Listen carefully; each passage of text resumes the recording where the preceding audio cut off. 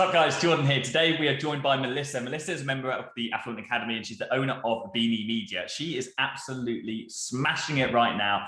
And I'm so excited to have her on because this has been a very long time coming, hasn't it, Melissa? We've been trying to get one arranged for a while. And it has, yeah. I'm glad we're getting around to this today. And Melissa's got a multiple six-figure agency. She's absolutely killing it, won multiple awards within her agency. She started at a very young age. My door's going, but we will continue. So yeah, Melissa, thank you. And firstly, I'd like to start these by a bit of a backstory. So who are you? Where did you come from? Why did you start social media marketing? And what brought you to wanting to be your own boss and start your entrepreneurship journey? Yes, so I'm Melissa, obviously, as you've said. I live in Huddersfield, which is like a really small town somewhere near Leeds, if you've not heard of it. And I started social media marketing when I was 16. And I got into it sort of like through a friend of a friend. I was an apprentice at a company while I was at college. And I knew that I wanted to go into the digital sort of space. I wasn't really sure what it was, but it was at the time where Facebook and influencer marketing had just become a really big thing. So I worked at a really small company. I was like their first ever apprentice, just like doing bits and pieces. I got a little bit into the web development side. I got to, in a small company, you can kind of do a little bit of everything, which was really good. And when I'd finished college, I used that experience to get a job at a better agency. So I was 17 at this point, on like in quite a good job role, just because I had so much experience. And then things sort of happened with my family. They had to move away. I had to look after my brother and sister, so I was on my own with not much money. And that's just when I thought I need to make a change in my life and I need to be doing more. So yeah. I left my job that I wasn't really happy with. I wasn't really getting as much money as I needed, to start Beanie Media with a friend from school. So I actually started the company with a guy called Dan, and he did videography, and I was like more social media and the website of things, and came together to start that in 2018. Nice. Yeah. So you launched 2018, we're now in 2021. So I presume you've learned a lot in that time. So what did the business look like when you were first starting out? Because you started an agency before. A lot of people who we see as SMMA or social media marketing, which is just an online name for a digital marketing agency, right? But I imagine the industry was different back then. So how was it when you first started out, and what was it like just jumping into an industry and going from someone you worked in an agency, which is great, so you had that marketing experience, but learning to start a business and sell is a completely different beast. So how was that?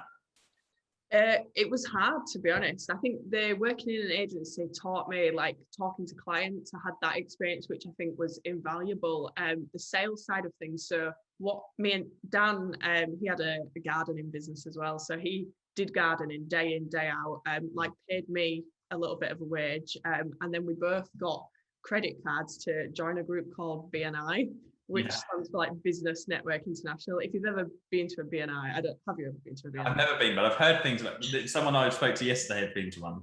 It's like this really serious corporate networking event, and we're two 17-year-olds at these events. It's at 6 o'clock in the morning. You can't miss a week. So we were like in this room with all these serious business owners, trying to sell our services. Did that like every week for about a year. Going to like all the other networking events, just to try and get the name out there. And it was so draining.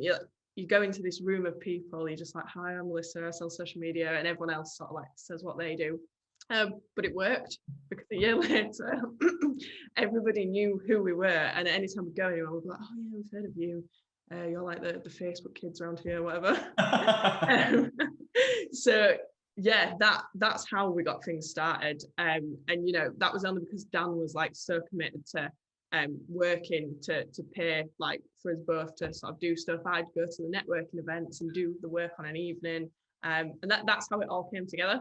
So you got your clients from the networking events as well? Yeah.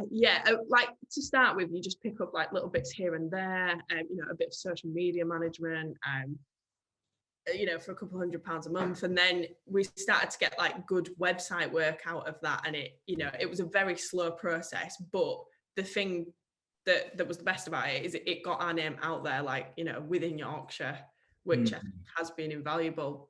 It wasn't until 2019 when you launched Affluent, and you know, sort of followed you for a while. I came to the millennial marketing event, and I bought that and sort of like learned the sales process. That's when, like, you know, things started to change, because you know, I don't do any networking now. I don't go to these events anymore, just because sales is like, it's just completely different now. Yeah. So what does your sales strategy look like at the moment then? At the moment, or are you getting a lot of inbound now? Because I mean, you've got a lot of clients. So what's the split like on that? So now it's people just emailing us. You know, we've done work for one company, they've passed us on, the phone rings on its own, which is just, it's honestly a dream come true. And yeah, it's a lot of inbound stuff. We're actually just starting to get back out on the outreach now to e-commerce, like specifically furniture companies, because that's an area that we've seen a lot of success in. And again, it's just using the outreach methods that we learned in Affluent, using the cold calling script and all that sort of stuff. Love it. It's so nice when your agency suddenly becomes a beast. And I feel like it happens overnight, like it becomes an organism. And it's like, you start getting all these inbound leads. And you said to me just before we jumped on and started recording, you said, you know, when you're busy, you're just busy and you can't explain it. It's like, and I get that, because like sometimes like things go crazy. And we had one of the months, like, so this month, April, was a record month. We almost doubled our revenue from February, and we're already doing like really well. And it just came out of nowhere. Like wherever all these clients come from, like all of a sudden, some of our existing clients, that their ads have just skyrocketed because we've changed a few like little crazy, just tiny little tweaks in the ad, and then they're skyrocketing because we've got them on percentage basis. Like the revenue for the company is just exploded. And it's so great when that happens organically without you having to be tirelessly on the phones all the time. I think a lot of people think that, okay, to build an agency, to maintain an agency, you have to be outreaching long term. And it's just a very short term thing. Like with you, the networking, it's a very short term thing at the beginning. Yeah, definitely. I mean, because there's two, you can either go down the networking route, which obviously we did, or you can go down the outreach route from day one. And once you've done that a little bit though, your clients are going to be happy. Well, you hope they're going to be happy, and they're going to recommend you. So it's, yeah, it just comes naturally, doesn't it? And it's honestly, it's like I'm dreaming now. You know, like when you start a business and you're like, oh, I can't wait for people to ring me up and ask for things. And that's what's happening now. And it's, yeah, it's just amazing. I love it.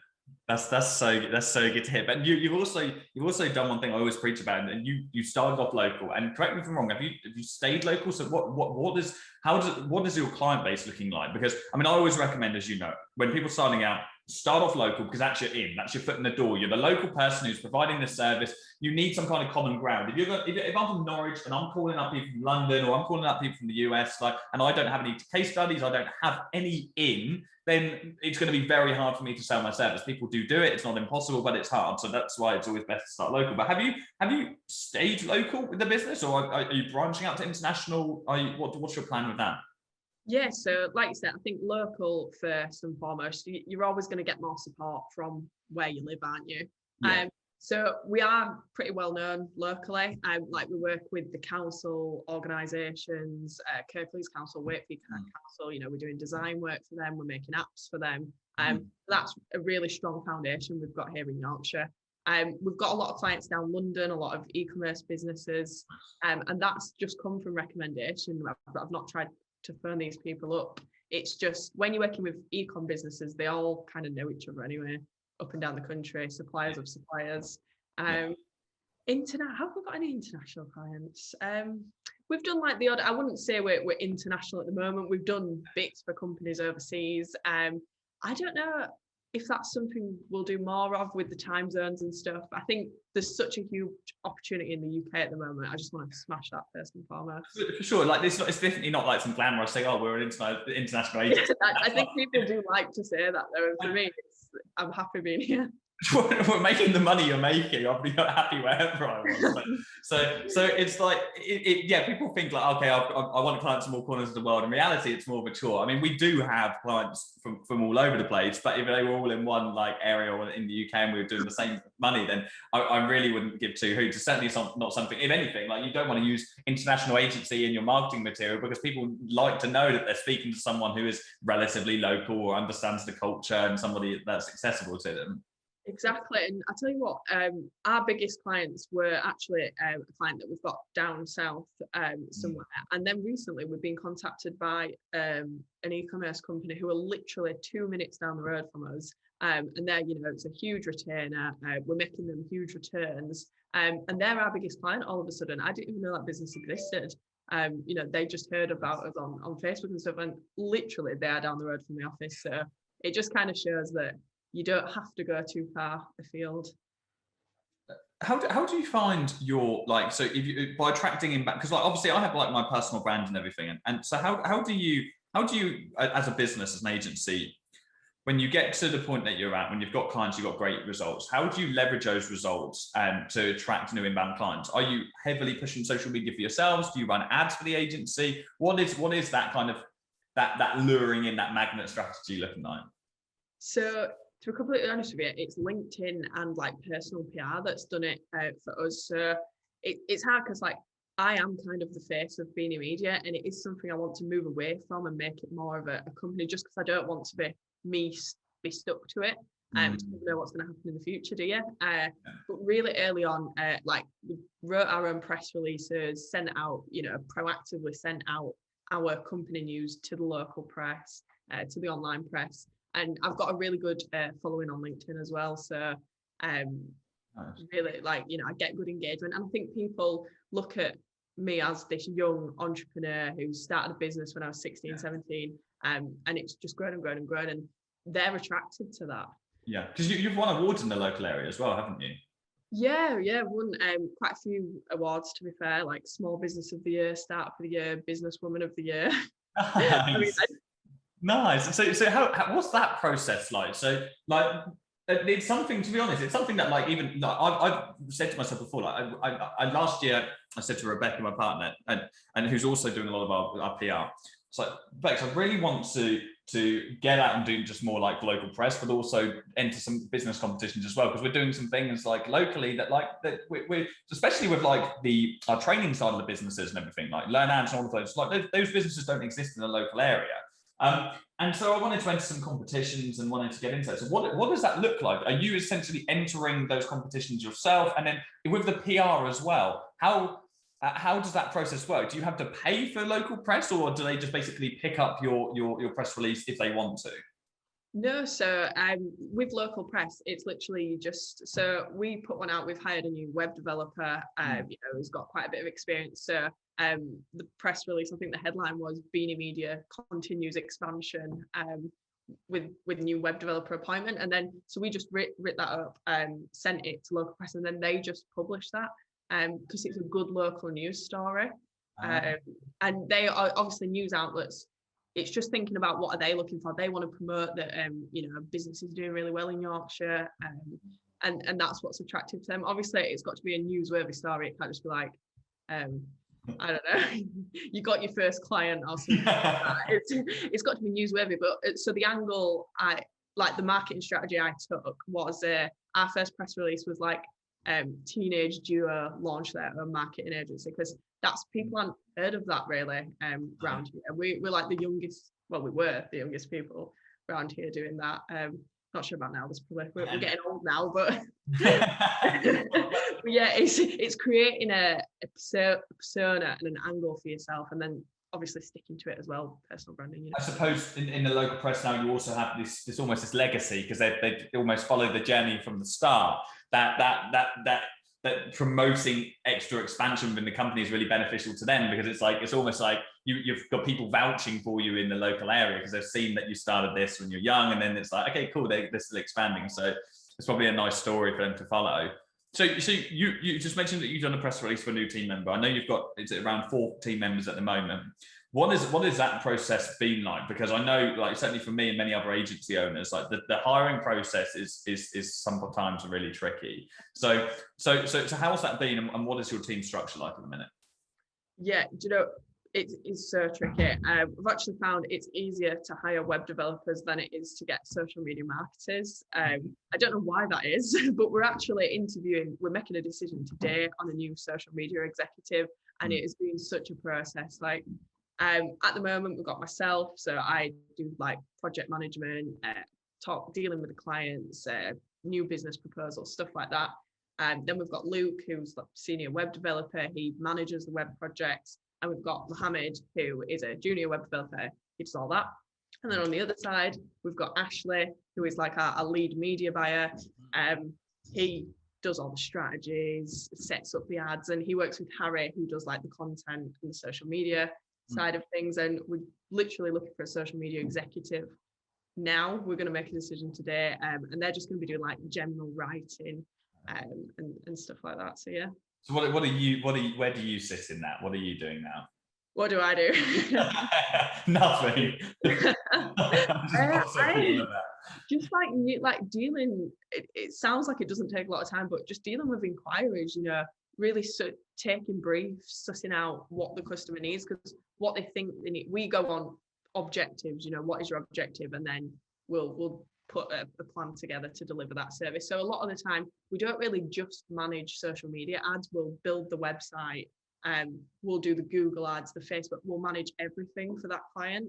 And yeah, and then our clients stay with us for a long time, so we've got a really good retention rate. So it's just keeping up that dialogue with clients is probably what I do the most. I presume that's the area of the business that you enjoy the most as well, hence why you do it. Yeah, definitely. I think there is times when I think, I'd love to just sit designing a website all day, or I'd love to set up these ads, but it's not proactive for me to do that, because we've got people here whose job is, they're paid to do that. Yeah. It's most proactive for me to be pushing the company forwards, running our social media, putting out press releases and the general marketing aspect of it. I guess it's similar for you. I don't know, Affluent, will manage it. It's very similar. I literally just had every now and then we have to have another bit of a bit of a shake up. So I'm very much so last week, for example, I get to this point when I was a little bit swamped under with doing like bitty bits in the various businesses, but in the agency I was just doing kind of bitty bits of work, taking a few sales calls, sending over proposals and contracts and things like that.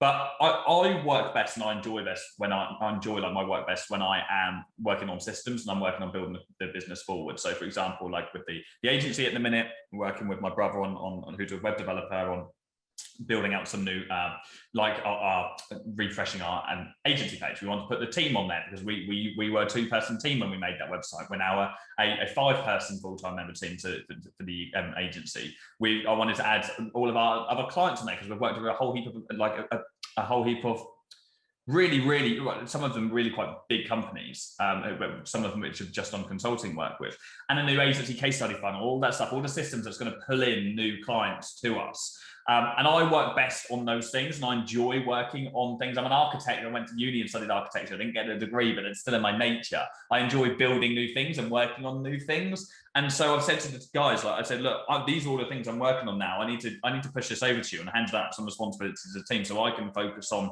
what I know that is going to drive the business forward the most. But ultimately, we've got Joe, who is our operations director. Joe's my right-hand man, partner in the business, and he manages the entire service delivery side of the company. So we have Tom and Seb within that, who are our ad specialists. They're managing all of that. And we have Connor, who's on sales. But to be honest, we only really take in inbound inquiries. So, but I don't want to be involved in the service side of the business now, apart from when we do the initial kickoff call. I like if we're speaking to a big client, if I'm on that call and I like to get involved in the strategy. And then I can, because I think that also going hand in hand with the architecture, building things, you can also then, if you do that for yourself, you can do that for other businesses too. So it's really nice to be able to be a part of that and then see the guys then take that into fruition. So yeah, in a roundabout way to answer your question, it is similar to yourself. I'm focusing on the things that I enjoy, and that is just building the business. And ultimately, if I was running ad accounts for our clients, which I wouldn't enjoy doing, it would be very counterproductive considering we pay people to do that. Yeah, definitely. And I think, you know your business better than anyone, don't you? You know what's going to be good for it. And it's good when you get to the point where you can just sort of like pick and choose what you enjoy doing. In the early days, there were things I didn't enjoy doing that I just had to get on with it and do it, no excuses. But now it's sort of at a point where I can enjoy every day.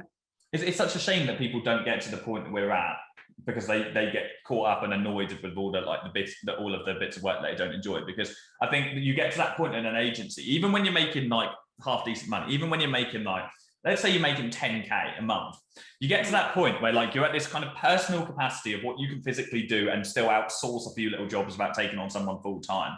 And then you feel so swamped under because yeah, you're making like reasonable money, but you're working way more than you were in a full-time job. And so lots of people then get to that point and then they move on to a different business model, or they question whether this is right for them. But actually, all they need to do is take a little hit on that revenue, hire their first full-time team member, and actually realize and trust that they can offload some work.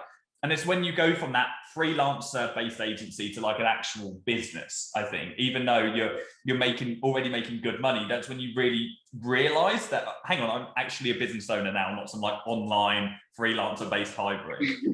And once you hit that point, the rest of it comes so fast. So like from getting our first full-time member of staff, then it was like, you know, number 2, number 3. Yeah. And when you're in that freelance mindset, you can't actually even begin to picture that. You're like, oh, 3 members of staff. It sounds scary, doesn't it? It does. But yeah, I completely agree. People give up at the first hurdle, and it's not been all, as sure it's not been for you, it's not been all sunshine and rainbows. You know, there was times in the early days, it was just horrible. You know, no money, you feel low morale, you know, you do have these moments, don't you? There's so many times I wanted to give up, but didn't, and it's paid off. So what is it when you're going through that on a personal level and you're struggling in the business? What is it that used to pull you forward to want to get to where you are now? Do you know what? It's just I know what I'm capable of, and I know what my capabilities are. So, you know, when you're having those doubts, it's just overruling them and just thinking, no, I know that I can do this. And just thinking about my family as well, and the life that I want to give them. That's always like been my number one mission. All I want to do is give them a nice life, and yeah, I'm definitely gonna do that. That's your why at the end of the day. I mean, I can't imagine how hard it was looking after your brother and sister. You've started this business, and it's not easy. It's not as like sunshine and rainbows, as we said, like everybody makes it out to be. Yeah.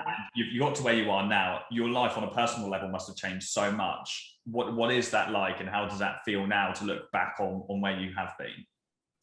It's just being able to, you know, so my mum, my brother and sister, they live in Northern Ireland now, so they don't live in the UK, but it's just being able to send them money to go off and do things. It's when I go over there to see them, it's not even a money thing, it's just being able to go on an experience, say, you know, let's just go do this and not have to worry about it.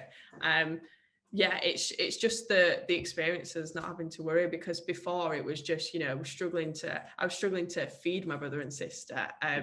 You know, the house was cold, we didn't have any hot water, you know, like really basic things. So now it's just being able to live life. Yeah, that's incredible. And it's actually something I was speaking about, like literally yesterday on a video. It's that like, it's not actually about the money at all. It's about the thing that weight.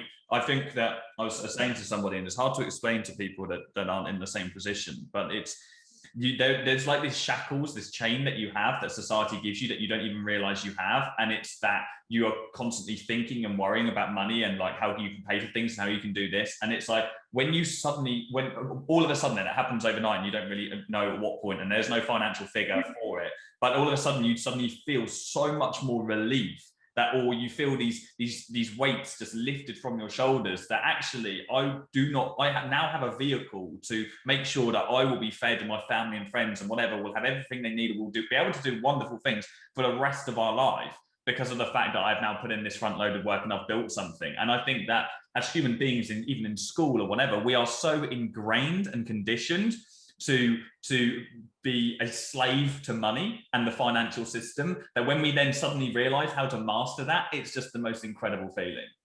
It actually is. And what you just said about worrying about money, so you know, like just when you go fill up your car and you're like, oh, it's £20, can I afford £30?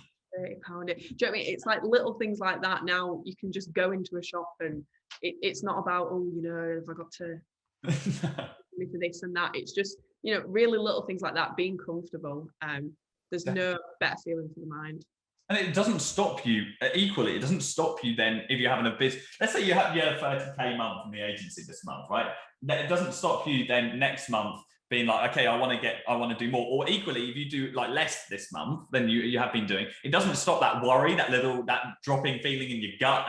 And I think that feeling in your gut, then butterflies, it's a reminder of where you have been and the fact that I don't want to be there again. So you have those little moments, and I think they're really valuable. You have those, and I think you have to have been in a place of struggle to truly like understand it. You get that butterfly, that dropping gut feeling. You're like, oh shit, like, and it reminds you of where you used to be, and you're like, I don't want to get there. So you still have that for sure. Yeah, for sure. And I think, what's that saying? Is it success is rented and the rent is due every day? And that's just a reminder, really, that you can't sort of slack off, and you have to still be proactive in what you're doing. No, you just need to make sure you build something massive, so you can just stack that, then you can just retire on the interest. That's the goal. You just, yeah. I mean, ultimately, so what are your plans for the future? I mean, the agency is doing brilliant numbers. Are you looking to just continue expanding for now? And what's the long-term vision for your life, for your entrepreneurship journey? Will you sell the agency one day? Have you thought that far in the future? Yeah, what's the plan now? So the plan now is to it's systems and processes. I mean, we're getting there, but things are still all over the place, and it's following. I've not implemented every single thing, when you're like, we don't use Stripe for payments, we're still sending invoices. Just because like we're so far into it now, it's kind of hard to so it's just to smooth everything out like that. For the agency, I think we'll get to about 12 people. I don't want to go any more than that, because I think we can do massive numbers with and still have a relatively small team. So I'm 21 now. I think when I'm 28, I'll sell out, sell Beanie Media. I've actually had like a decent amount of interest, from agencies in Leeds and stuff like that. People saying, would you be interested in us taking over one day? So I know that will come. And then I think I'll go into like tech or something like that. So I've actually got a tech startup. It's an online gifting platform for kids and parents. And that's had a little bit of investment. I'm kind of like managing the team on that side as well. And so I think I'll go into that route and yeah, just do something different. Or if I don't do that, probably just start my own e-commerce brand and, do that big. I've sort of done it on a smaller scale, but now it's at the point where you can't do everything, can you? I've got a really good agency, so I'm not going to waste time on small number e-commerce businesses. If I do it, it'll be with a massive warehouse, a bit of a gym style. Love it. But this is the agency is now just become like, it's now your vehicle to get you to wherever you want to do in any other business. And you can also afford to fail. Like, you can afford to fail without it screwing up your life. Like, I've wasted so many thousands of pounds on so many ventures or little just things which people don't even see behind scenes, which don't work. And I can afford to do that because the predictable income that the agency is giving us. Yeah, exactly. Yeah. God, I've started little businesses that have gone nowhere, wasted a few grand here and there. And you do, don't you? You've got to try things though. It's about trial and error, risk versus reward. And even if I lost everything tomorrow, people say, what would you do if, Beanie Media just went to, you didn't make any money? I'd start something else. It wouldn't be a problem. I'd just come up with a different idea. That's another thing, actually. It's interesting you said that. I always say that. And it's the fact that that because you've been somewhere and you know what it takes and you know how hard it is. But you wouldn't just be starting again though. Tomorrow, Beanie Media goes under. You're not starting from scratch because you have all the knowledge that you have now that you didn't have when you're first starting. So you'd be able to do it all again in like tenfold less time. So it would just come to you so much more naturally. And all the contacts as well. I think being 17 in a room full of, 40, 50-year-old business owners when we're networking, like me and Dan, when we started, we had no contacts in the business world. We didn't know anybody. And now it's all about who you know, isn't it? So we've built so many good relationships. We could literally do anything. Yeah, that's amazing. Wow, Melissa, you're absolutely smashing it. You're a force to be reckoned with. I love it. Let's think back to when you first started. For people who are watching this, and there's a lot of people who will be on the fence. They've already started to hit their head against the wall, don't know whether this is right for them. What would you say to that person at the moment who is desperate to be in your position but isn't there yet? I would say if you're hitting a brick wall, assess what the issue is. Is it that you can't, because I think people encounter all sorts of problems, don't they? So you might be able to get clients, you might be losing clients because you can't deliver on the service side. So at that point, you need to look at getting somebody, if that's a freelancer or whatever, and upping maybe the fee to be able to pay for them. Or if it's the sales side, you need to look at either going to networking events. They're free, every local area has them. So there's no excuse for not, if you don't like cold calling, you can still do it another way as well. There's not really an excuse for that.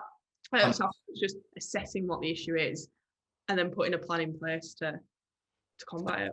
And equally, if your issue is, I don't know whether I can get started, I don't know whether I can, this is the right business model for me, assess that. Why is that? Why do you think that? Why are your doubts? Do you have a fear of failure? Why? Because you're not, and literally, like, this is the beauty of this kind of business model, I think, and probably why you went into it, apart from the fact that you had jobs. Like, it's that type of business model that you can start with no financial risk, with you just the risk of putting in your time and falling on your face, which is really, it's just a risk to your ego, which does not matter and should never be a considerable factor in business. So if your limiting factor or your limiting wall is the fact that you just don't know whether this is right for you, or you don't know whether you should get started, then you have nothing to lose whatsoever just by getting started.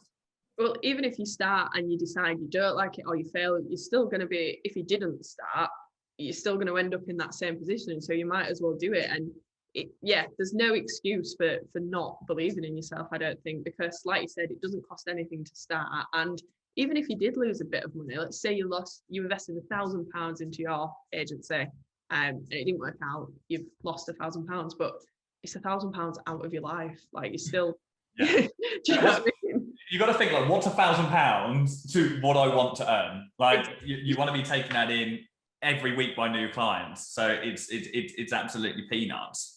So Melissa, thank you so much for doing this today. As we said at the start, it's been a long time coming. I'm so glad we've got you on. If people want to follow your journey, look at Beanie Media, I'll put links in the description, but where are the best platforms? I know you mentioned LinkedIn. Where are the best places for people to follow you? Yeah, definitely. So LinkedIn, I'm very active on there if you want to see like the business professional side. So it's just Melissa Roberts. And then I've actually got an Instagram account specifically for like me, but day-to-day agency stuff, and it's Mel Roberts on there as well, or at Beanie Media to see our work. So yeah. Nice. Right, I'll put some links in the description. Make sure you go follow Melissa. She's going to take over Huddersfield. Well, she already has. You're 21 years old. I think I don't know if I was quite even 21 when I started the business. When I was 21, I was in a sales-based role. Like, you're just. I'm speechless. You're absolutely smashing it, and it's so wonderful to see, and a fellow person in the UK as well. So thank you so much, Melissa. Let's round up. Thank you guys for watching. Subscribe if you're not subscribed already, and I'll see you all again on the next interview. Cheers, guys.